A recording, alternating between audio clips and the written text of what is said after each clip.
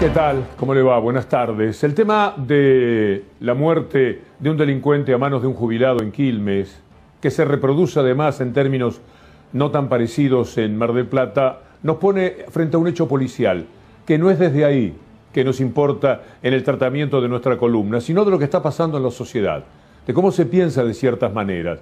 Las evidencias de cómo se cometió lo que para nosotros es un crimen, por más que duela utilizar ese término, el conocimiento de esas imágenes ofrecidas por C5N en primera instancia, parecería que terminan con toda la discusión. Una cosa es alguien que se defiende y otra cosa es alguien que, enojado porque ha sido agredido, pasa al ataque y mata.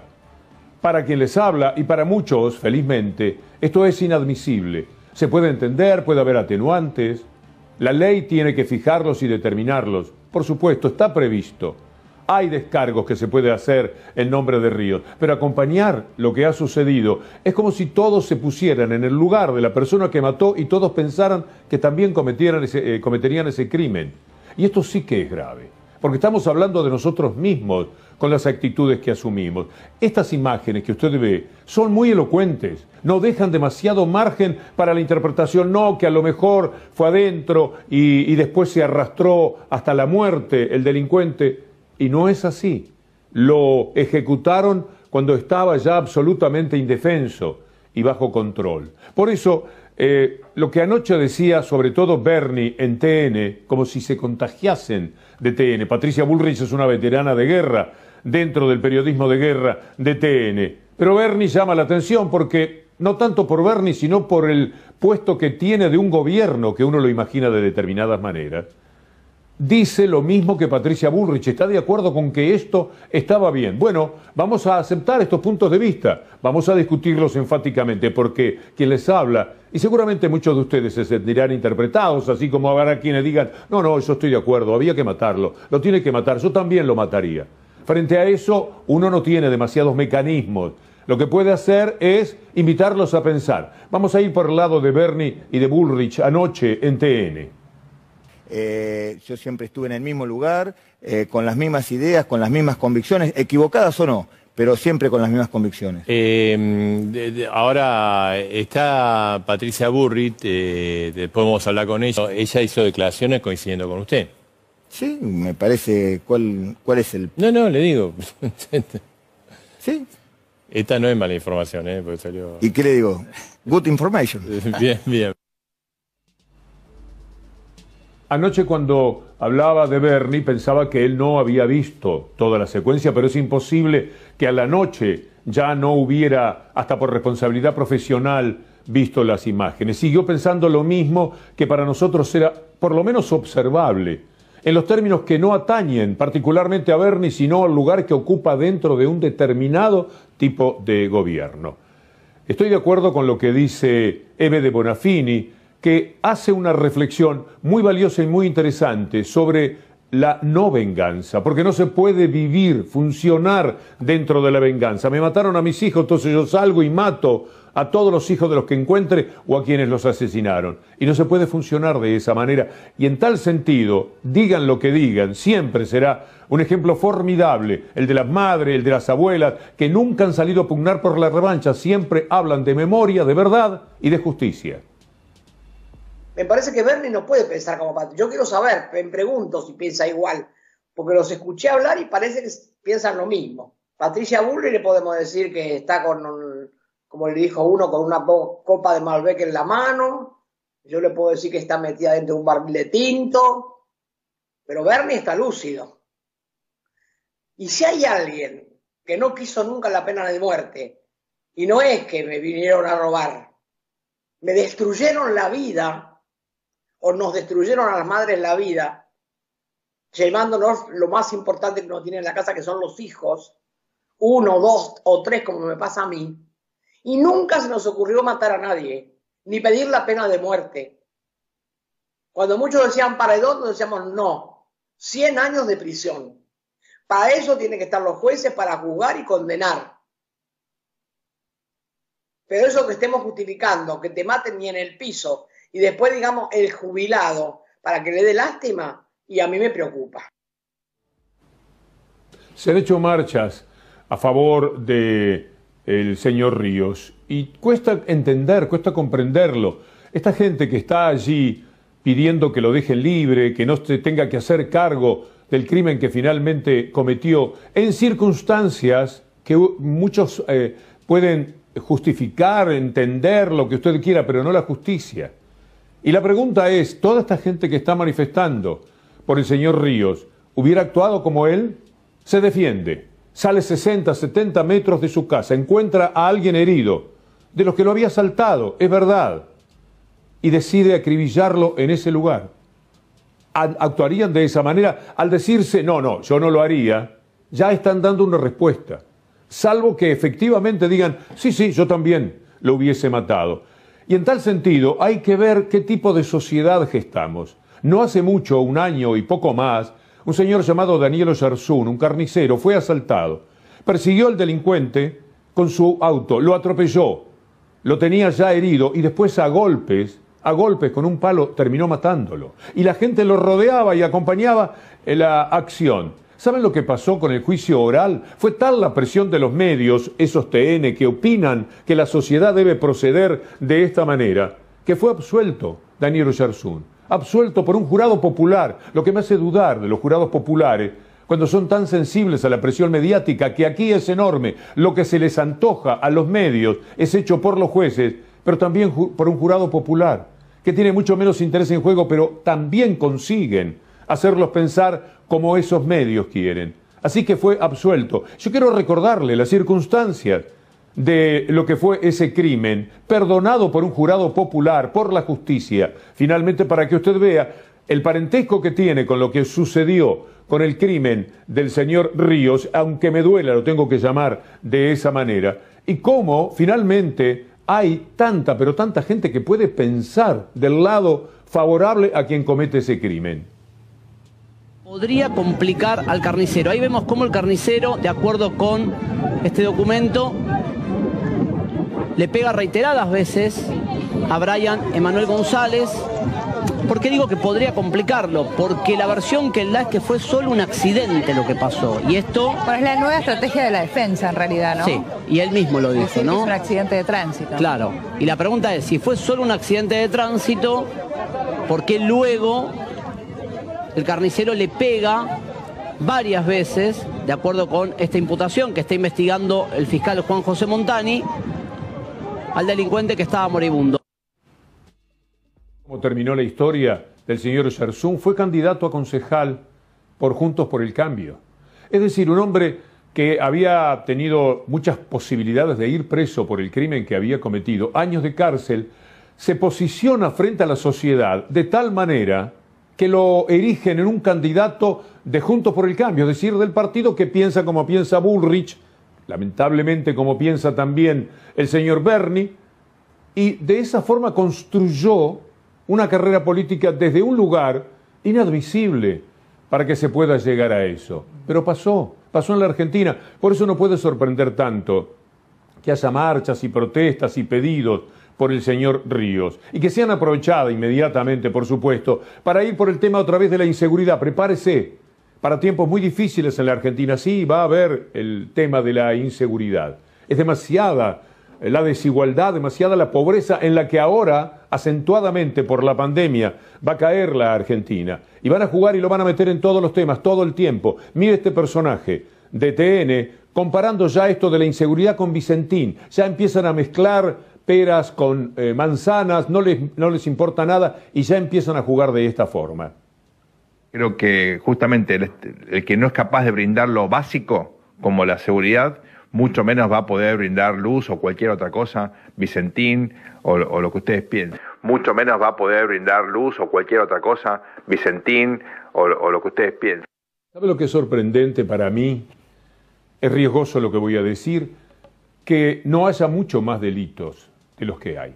Es tan injusto todo. Le provocan tanto daño a la gente. La roban desde que nace. Le roban mucho, le roban la educación que no va a tener.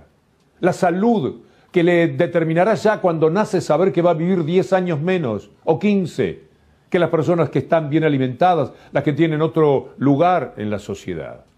Los crían masticando rabia, masticando odio, masticando frustración.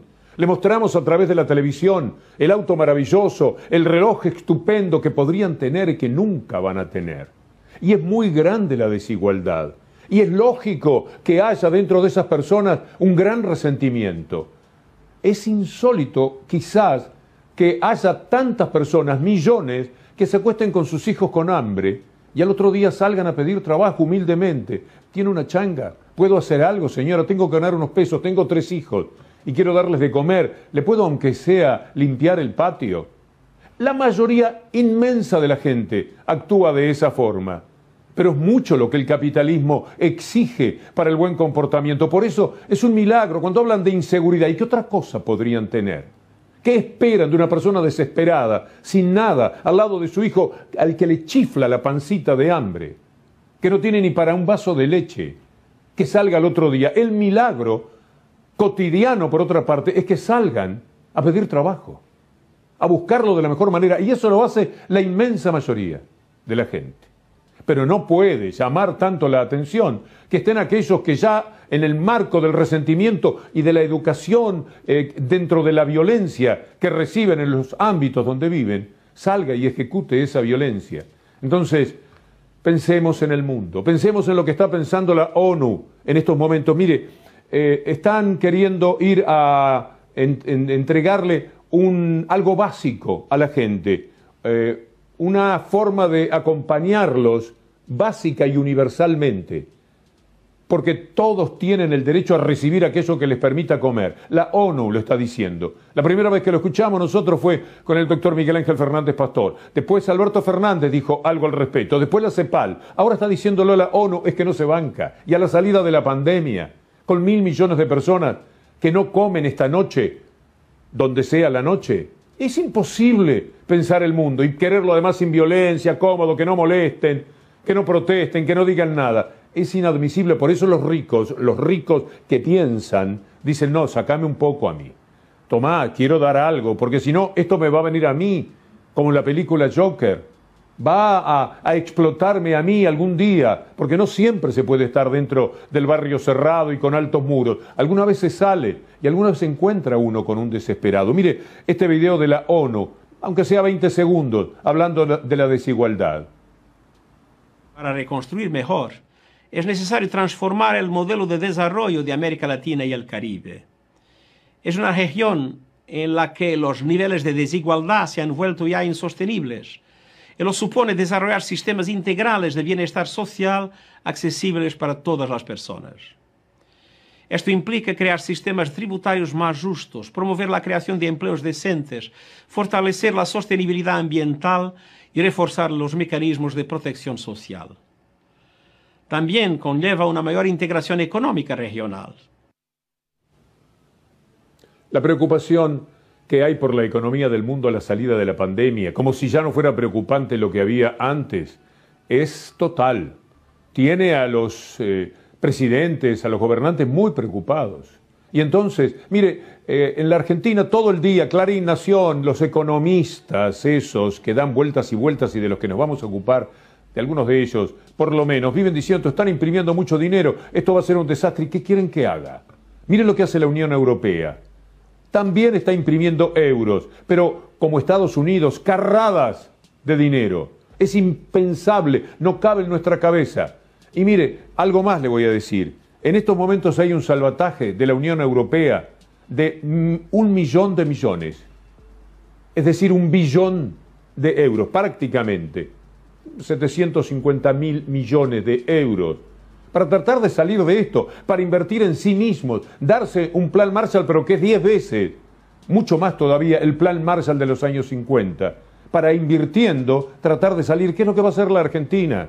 ¿Qué es el plan de la Argentina y el plan que vamos a tener que acompañar? Mientras tanto, por supuesto, nos encontramos con esos ministros de Economía que han trabajado toda la vida para el sistema, que traza esta desigualdad insoportable en el mundo. Le vamos a poner como título a este capítulo Los Cuatro Fantásticos. El diario El Cronista, que es un diario de economía de importancia, tomó a 4 exministros de Economía para que opinaran de lo que ocurre ahora en la Argentina. Por supuesto, los 4 hablaron contra la economía de este momento y hablaron contra Martín Guzmán. Vamos a empezar por presentar una placa de Cavallo, que es uno de los 4 ministros. Mire lo que Cavallo ha hecho en su vida, una parte, ¿no?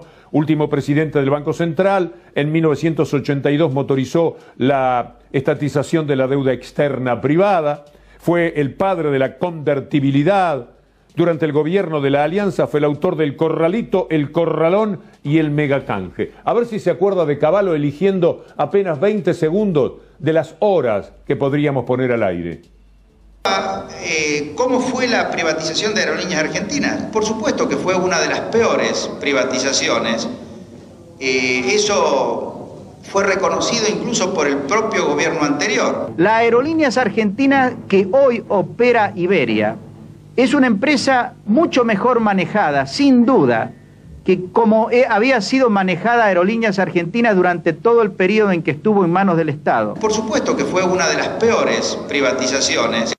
Que hará un ajuste hacia abajo, salarios como pensiones, jubilaciones. Mire, José Luis Machinea, vamos a poner la placa para que usted lo recuerde brevemente. Se puede escribir libros de estos ministros de Economía y de todo lo que le hicieron a una parte de la sociedad. Esto que...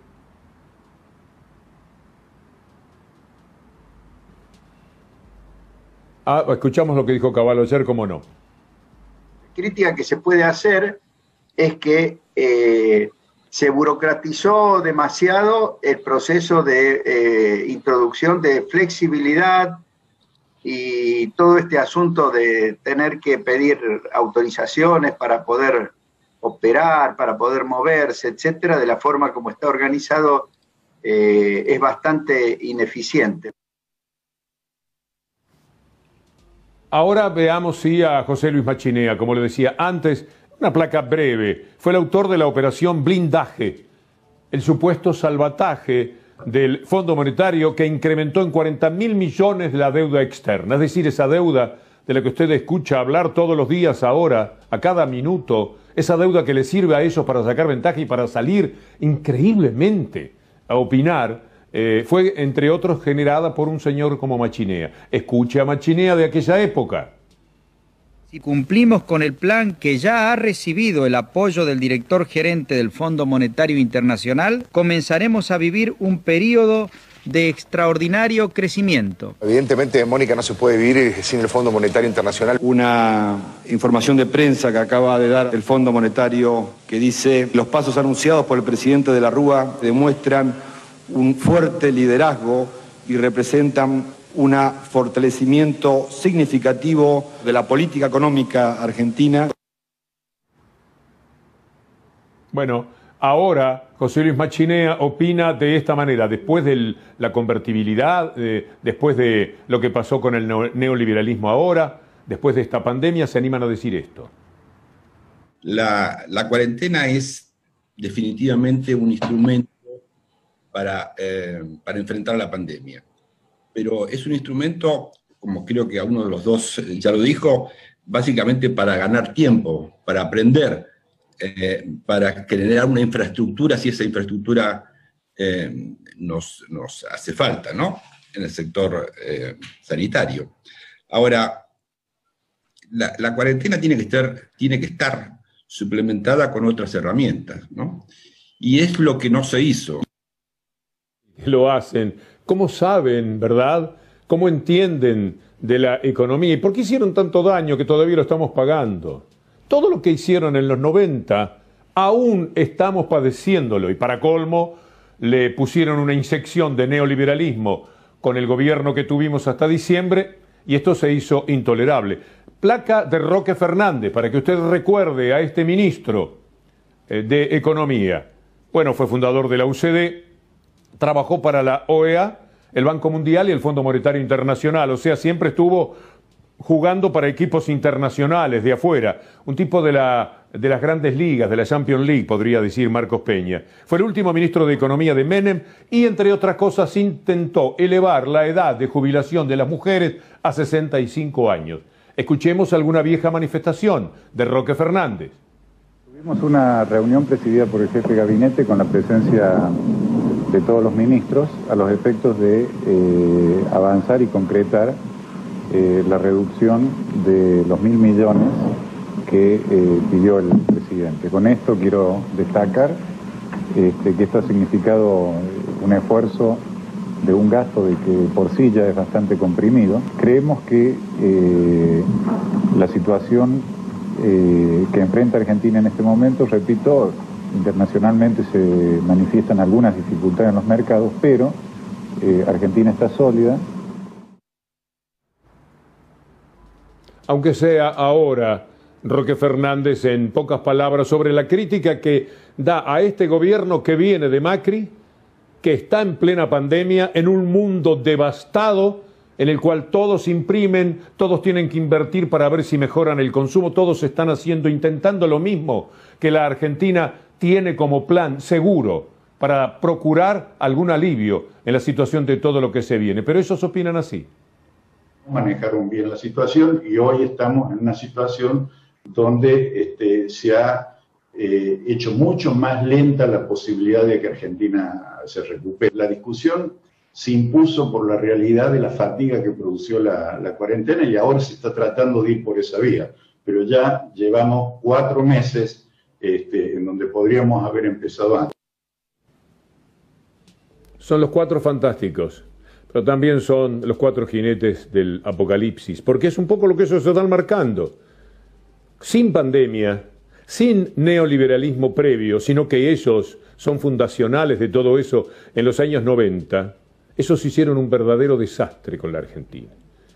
Y todo el mundo sabe que cuando decimos que aún lo pagamos es verdad, absolutamente cierto. Lo de Cavallo, lo de Machinea, lo de Roque Fernández y ahora López Murphy. Mire la placa de López Murphy para recordarle algo de él. Renunció después de una cadena nacional destinada a recortar todo lo que se refería a la educación en la República Argentina y a la salud, por supuesto, también.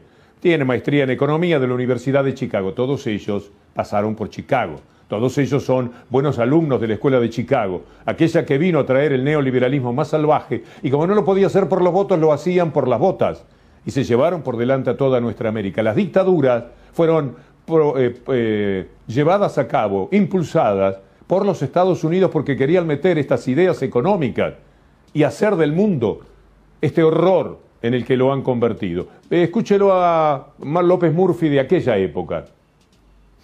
En cuanto a las universidades, estas han recibido un aumento importante de recursos durante la última década, pasando de 919 millones en 1992 a 1.744 millones en el año 2000.